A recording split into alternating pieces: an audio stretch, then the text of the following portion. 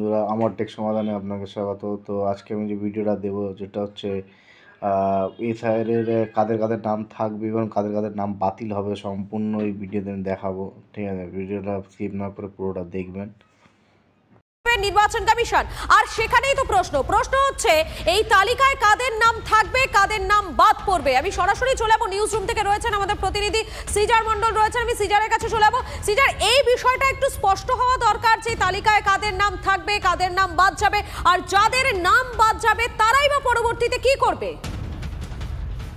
দেখো, কমিশনের তরফ থেকে এর আগে যখন এই এসআইআর প্রক্রিয়া শুরু হয় তখনই স্পষ্ট করে দেওয়া হয়েছিল যে 4 নভেম্বর থেকে 4 ডিসেম্বর এনুমারেশন ফর্ম দেওয়া এবং সেই এনুমারেশন ফর্ম জমা নেওয়ার যে প্রক্রিয়া সেই প্রক্রিয়া চলবে। এরপরে 9 ডিসেম্বর প্রকাশিত হবে খসড়া ভোটার তালিকা এবং সেই হিসেব অনুসারে যেটা কমিশনের নির্দেশ অনুসারে কমিশন থেকে আমরা যেটা জানতে পারছি, যারা এনুমারেশন ফর্ম ফিল আপ করবেন তাদের সবারই নাম থাকবে এই খসড়া তালিকায়।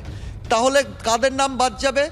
যখন বিএলওরা গিয়ে কোনো বাড়িতে দেখবেন যে 2025-এর ভোটার তালিকায় কোনো ব্যক্তির নাম ছিল, কিন্তু পরবর্তীতে বাড়ি বাড়ি যে উদ্দেশ্যে বাড়ি বাড়ি এনুমারেশন ফর্ম দেওয়ার পদ্ধতি চালু করা হয়েছে, বাড়িতে গিয়ে তারা যখন দেখতে পাবেন যে সেখানে কোনোভাবে সেই ব্যক্তি মৃত, তার মৃত্যু হয়েছে, সঙ্গে সঙ্গে বিএলও কিন্তু সেটাকে মার্ক করবেন, অর্থাৎ সেখানেই কিন্তু ডিলিট করা হবে মৃত ভোটারদের।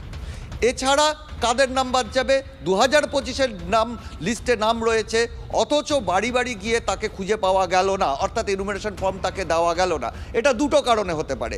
এক হতে পারে তিনি সপরিবারে বাইরে, সেক্ষেত্রে বহু ক্ষেত্রেই দেখা যাচ্ছে যে তারা প্রতিবেশীদের সাহায্যে সেই বিএলওকে ফোনে জানাচ্ছেন তাদের অবস্থানের কথা, তারা অন্য কোনোভাবে যোগাযোগের চেষ্টা করছেন। কিন্তু যারা অনুপ্রবেশকারী, যে ছবিটা আমরা হাকিমপুর সীমান্তে দেখতে পাচ্ছি যে দলে দলে অনুপ্রবেশকারী তারা পালিয়ে যাচ্ছেন, তাদের বিভিন্ন যে এখানে ডেরা, সেই ডেরাগুলো ছেড়ে তারা চলে যাচ্ছেন, তাদের নাম কিন্তু বাদ যাবে, কারণ তারা ভোটার লিস্টে 2025-এ নাম থাকলেও তারা চলে যাচ্ছেন এবং তারা কিন্তু এই এনুমারেশন ফর্ম ফিল আপ করছেন না, এদের নাম বাদ যাবে। এবং সেই জায়গায় দাঁড়িয়ে আরেকটা সম্ভাবনা রয়েছে কাদের নাম বাদ যাওয়ার, যাদের ডবল এন্ট্রি আছে, ইচ্ছাকৃতভাবে বা অনিচ্ছাকৃতভাবে দেখা যায় একই কেন্দ্রে বা দুটো আলাদা কেন্দ্রে একই ব্যক্তির নাম রয়েছে। সবথেকে বেশি এটা প্রবণতা দেখা যায় বিয়ের সময় মেয়েদের ক্ষেত্রে। বিয়ের আগে এক জায়গায় নাম রয়েছে, সেই নামটা রয়ে গেল, বিয়ের পরে তিনি যখন গেলেন সেখানেও আরেকবার তার নাম উঠল। সেই জায়গায় দাঁড়িয়ে কমিশন পরিষ্কারভাবে বলে দিয়েছে যদি কেউ দুটো এনুমারেশন ফর্ম ফিল আপ করেন একই ব্যক্তি, তাহলে সেটা কিন্তু আইনত দণ্ডনীয় অপরাধ এবং সেক্ষেত্রে সেটা মেনে চললে তাহলে সেই ব্যক্তির দুটো এনুমারেশন ফর্ম দেওয়া হবে বিএলওদের, কিন্তু সেই ফর্ম সেই ব্যক্তি নেবেন না। তিনি বলবেন যে আমার এখানে ভোটার একটা জায়গায়, তাহলে ডাবল এন্ট্রি যেটা রয়েছে সেই ডাবল এন্ট্রিটা বাদ যাবে।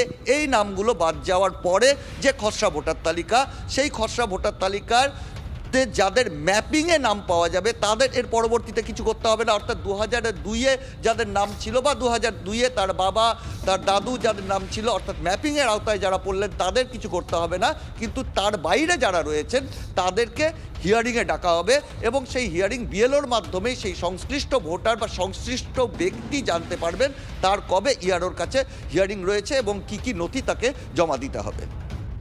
একেবারে সিজার, তুমি আমাদের সঙ্গে থাকো, আমরা অন্তত এই বিষয়টা সিজারের মাধ্যমে পরিষ্কার হওয়া সম্ভব হলো শুভজিৎ, যে নাম থাকলে কি হবে, নাম না থাকলে তারা কি করবেন, এই পুরো বিষয়টা স্পষ্ট হলো, তাই তো? আমরা একবার ওয়ালে